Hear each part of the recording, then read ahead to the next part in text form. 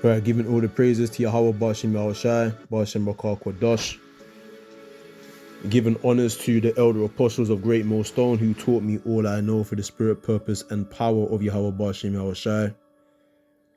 Saluting brothers and sisters that are Lord willing a part of the elect. Right, I'm gonna jump into pretty much this is a little sit down because a brother put forward to me like a a question. So like a question asking me or inquiring about the Heavenly Father having horns, because naturally there are teachers out there that do teach that God has horns, because the scriptures do refer to the Heavenly Father and also having horns, right? Or the horns coming out of his hands, right? There's certain passages within the Bible that refer to the Most High's horns. So I just want to go into that. That is speaking about metaphorically the lasers that shoot forth from the Heavenly Father's chariots, a metaphoric expression of his power, a symbol of his strength. So this is Numbers chapter 24. I want to just jump straight into it. So this is verse 7. Water shall flow from his buckets, and his seed shall be in many waters. Right? So the seed of Jacob shall be in many, amongst many people, in many waters. His king shall be higher than Agag. Agag was a king of the Amalekites, and Amalek, or the Amalekites, that was a tribe within Edom. The actual the forefather, the progenitor of the Amalekites, Amalek himself was the grandson of Esau. So Agag was of the bloodline of Amalek. He was an Edomite. So it says his king shall be higher than Agag, and his kingdom shall be exalted. The Most High brings him out of Egypt, talking about the Israelites. The Heavenly Father brought the Israelites out of Egypt. He has, as it were, the horns of the wild ox. He shall eat up the nations, his adversaries, and shall break their bones in pieces and pierce them through with his arrows. And the arrows we know as being the lasers that shoot forth from the chariots, the quote unquote UFO spaceships. Okay, the UFO, or the unidentified flying object, which we know is identified as the chariots of the Heavenly Father. So the horns, when you go to the beginning of verse 8, he has, as it were, the horns of the wild ox. Okay, so we know that our ox, what good is the strength of an ox without his horns? The wild ox would be no different than the female ox. Having smaller horns would be of no threat, of no real, can't really do you no harm, right? Because it has no horns. For an ox to have horns, it just shows it's intimidating, it's threatening. So the horn represents the power of the ox. What good is a soldier without his weapons? Imagine if a soldier's on the battlefield with no weapons. You understand? So the horn represents the power or the strength of the ox. So we know that the power of the Heavenly Father going into what? The chariots. Let me get this right now. Let me get this. Let me go to, this is Habakkuk chapter 3 verse 1. Oh yeah, that, by the way, that precept that is brought out, that was the RSV version. Numbers 24 verse 8, the RSV version, not the KJV, but the RSV. When you go to the KJV, it will say something different. Let me go to the KJV, King James Version. So that's Numbers 24 verse 8 in the KJV, King James Version. The Most High brought him forth out of Egypt. He have, as it were, the strength of an unicorn. Right? So in the RSF, it said the horns of an ox. Right? That's what it said. But in the KJV, it says he have, as it were, the strength of a unicorn. So again, the horn doesn't actually mean the actual horn. It means what? The strength. Okay, and we know the strength of the Heavenly Father is referring to what? The chariots. Let me get this right now. Yeah, this is Psalms 68, verse 34. Let me start from verse 32. It says, "Sing unto the Most High, ye kingdoms of the earth. O sing praises unto the Lord, Selah. To him that rideth upon the heavens of heavens, which were of old. Lo, he doth send out his voice, and that a mighty voice." So how does the Lord ride upon the heavens? He rides on a swift cloud, a chariot. So it says verse 34, "Ascribe ye strength unto the Most High, his excellency is over Israel, and his strength is in the clouds." Right? So there you go, there you have it. So, and his strength, or what, the horns, is in the clouds. Okay? So that's the strength or the power of the Heavenly Father, is what is military. And that's what the clouds are, the chariots. The clouds are the chariots. So let's get that right now. This is Psalms 104, verse, let me start from verse 1, right? "Bless Yahweh, O my soul, O Yahweh, my God.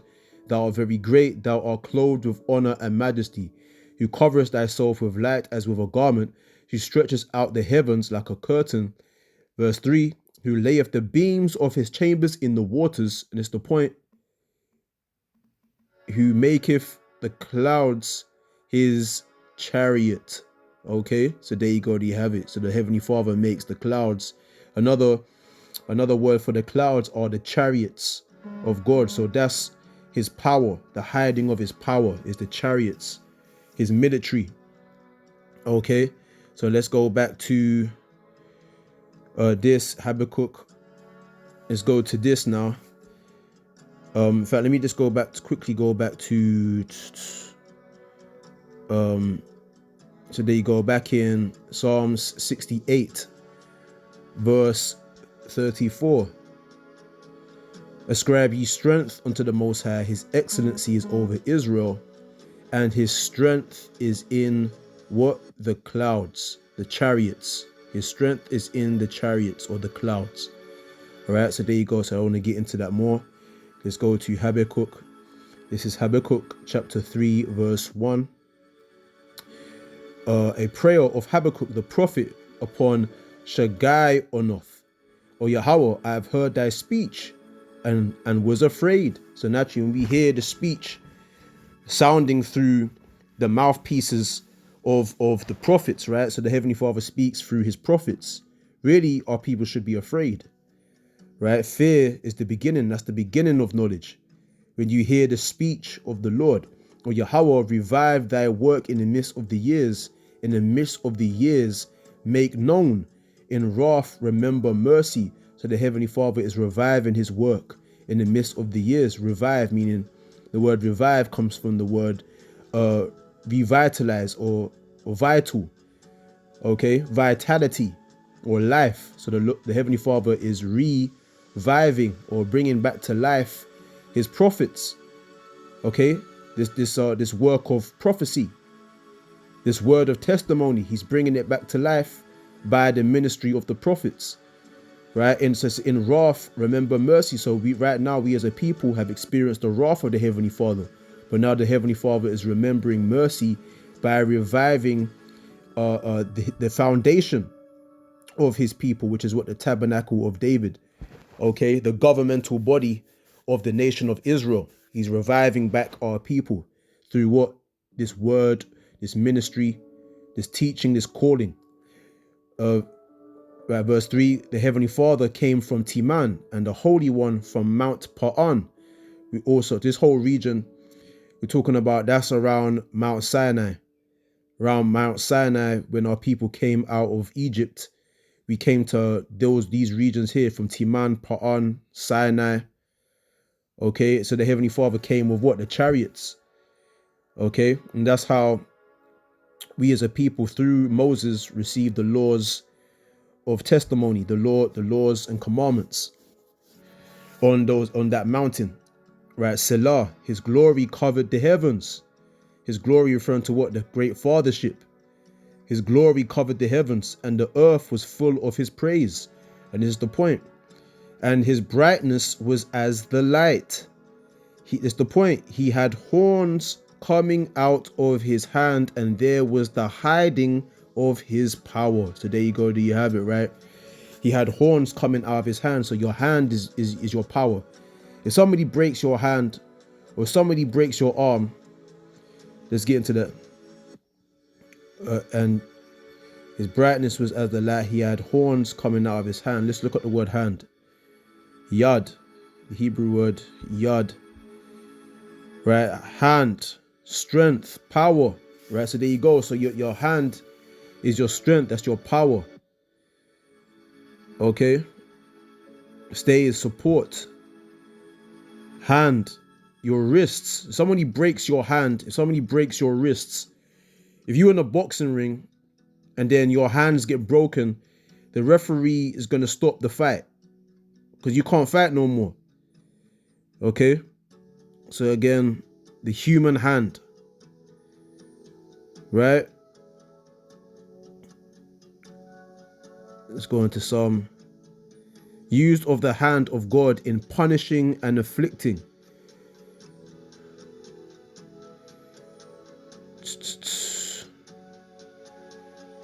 Right?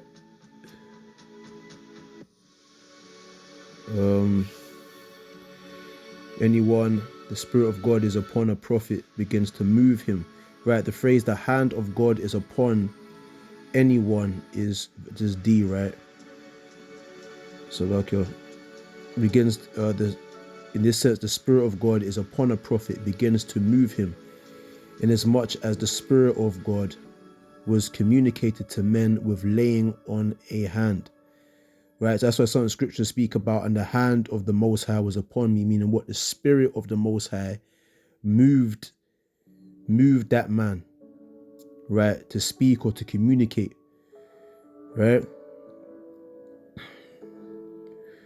Right, so that's the point, right? Job, without any human power, right? So it gives a whole, I can't go into all of it, okay? But anyway, so that's the word hand, right? So let's go back, right? So he had horns coming out of his hand. Let's look at the word horns. So again, horn of strength. See that? Strength. Horn as musical instrument. Of rays of light. Okay. So there you go. Do you have it? Strength. So the horns represent what? The lasers that come forth from the chariots. Right? Those are the lasers that come forth, that are shot forth from the chariot. So let me read that again. Habakkuk 3 verse 4. And his brightness was as the light. He had horns coming out of his hand. Talking about the lasers. And there was the hiding of his power. So there you go. Do you have it? Okay.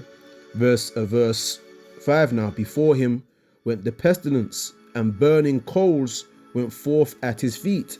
So again, when you think of the chariot, this quote unquote UFO fathership, you think about the fire that comes down from the feet of the chariot, from the base of the chariot, right? As the chariot is lighting down, you see the fire coming down from the base or the foundational part of the chariot, right? He stood and measured the earth and beheld and drove asunder the nations, and the everlasting mountains were scattered. The everlasting mountains representing what? The powers that be, the political and the social political powers that be, the other nations, their power structures, they were scattered when the Lord came and parted the clouds and descended. So it says the perpetual hills did bow. Again, the perpetual hills representing smaller governments. You had mountains and you have hills. His ways are everlasting. I saw the tents of Cushan in affliction, and the curtains of the land of Midian did tremble. So you have the tents of Cush, which I believe are the Hamites, like the East African, the Hamite nations, like the Ethiopians, the Somalians, Eritreans. And then you got the Midianites, okay, which I believe are more like Arabic tribes, okay. So the Heavenly Father is going to visit these nations. Was Yahweh displeased against the rivers? So the Lord was displeased against these other nations representing rivers. Was thine anger against the rivers? Was thy wrath against the sea? Again, the sea represents these other nations of people. That thou didst ride upon thine horses and thy chariots of salvation. So there you go, there you have it. Okay, there you go, there you have it. That thou didst, it says what? That thou didst ride upon thine horses. Horses representing power again. Okay, because if you see a man on a horse, that represents what? Nobility, prestige, wealth. It represents power, right? And thy chariots of salvation. So there you go, there you have it. Thy bow was made quite naked, according to the oaths of the tribes, even thy word. Selah, thou didst cleave the earth with rivers. So there you go. Thy bow, what comes out of a bow? An arrow. The arrows represent what? The lasers. Thy bow was made quite naked, according to the oaths of the tribes, even thy word. Selah, thou didst cleave the earth with rivers. The mountains saw thee, and they trembled, referring to these power structures. The overflowing of the water passed by. The deep uttered his voice and lifted up his hands on high. Right, so all these other nations, they're going to lift up their hands on high. They're going to acknowledge the Heavenly Father when he comes back to visit this earth. Right, so again, verse 11, the sun and moon stood still in their habitation at the light of thine arrows. Right, the lasers, they went, and at the shining of thy glittering spear. Again, what? The lasers that shoot forth from the chariots. Thou didst march through the land in indignation. Thou didst thresh the heathen in anger. So there you go. So the Lord is going to visit all these nations. He's going to march through the land in righteous anger, indignation, and thresh the heathen in anger. Threshing, that goes into the whole aspect of a harvest. When you thresh the corn, when you thresh the wheat. So the wheat or the corn representing these other nations. So the time of threshing, the time of harvest is going to come where the Lord, the husbandman, is going to visit his husbandry, right? His farming, and thresh the corn. Okay, and so the heathens would represent more so the tares, right? The tares will be thrown in the fire. And the wheat will be gathered into garners, which represent the elect. They're going to be gathered into garners, meaning be delivered, right? So again, read down from verse 13. Thou wentest forth for the salvation of thy people, even for salvation with thine anointed.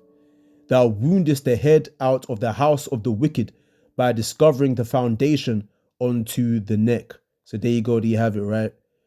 Beautiful. I could go on, but I just want to, that's the whole point about the chariot. That proves that when you go to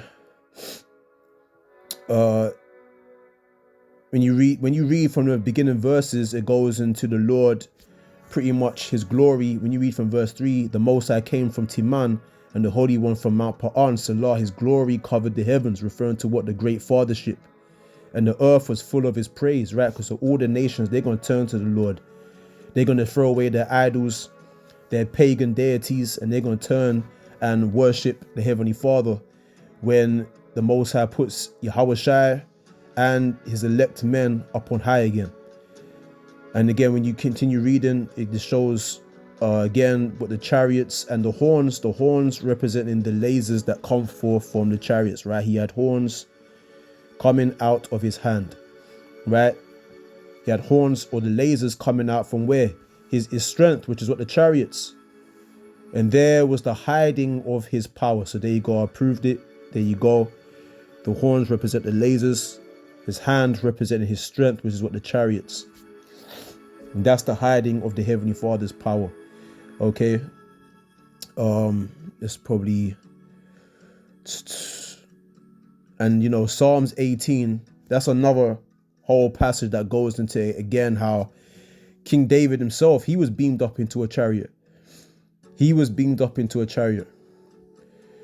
Right? So let me get that. This is Psalms 18, verse 6. In my distress, I called upon Yahweh and cried unto my God. He heard my voice out of his temple, and my cry came before him, even into his ears.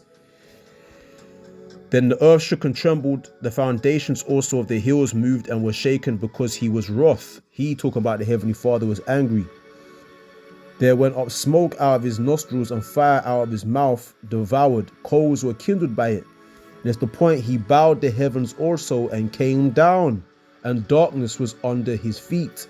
So the Heavenly Father came down in a spaceship, right? A chariot. Okay, he sent a chariot. The Heavenly Father sent a chariot and came down. He cracked the heavens, the skies, the firmament, and came down in the chariot. And he rode, verse 10, and he rode upon a cherub, right? Rode upon a cherub and did fly. Yea, he did fly upon the wings of the wind. Again, going into the chariot, right? And it's the part I want to read to verse 14. He made darkness his secret place. Salakia. Just trying to get back there. Right.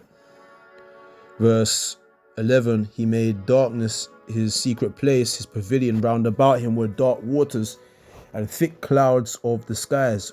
Again, going into the chariot. At the brightness that was before him, his thick clouds passed, hailstones and coals of fire. Okay, so there you go. So the Lord is coming with what? The hailstones, the lasers, and the coals of fire. Yahweh also thundered in the heavens, and the highest gave his voice, hailstones and coals of fire. Here it is. It's the point. He sent out his arrows and scattered them, and he shot out lightnings and discomfited them, which is going into, again, the lasers, right? The horn, right? Strength. He sent out what? His horns, or what? His arrows, lightnings, hailstones, and coals of fire, right? These all allegories going into what? The lasers. So then the channels of waters were seen, and the foundations of the world were discovered at thy rebuke, O Yahweh, at the blast of the breath of thy nostrils. Again, going into what? The lasers, right? The blast of the breath of the Most High's nostrils. This is the point, verse 16. He said, he sent from above. He took me. He drew me out of many waters. So David was beamed up into a chariot. He was drawn out of many waters, many people, a multitude of people he was delivered from. He delivered me from, verse 17, he delivered me from my strong enemy and from them which hated me, for they were too strong for me. Right? So you can read on, but that's the point. I proved the point. So that's it. Hope you're edified. Shalom.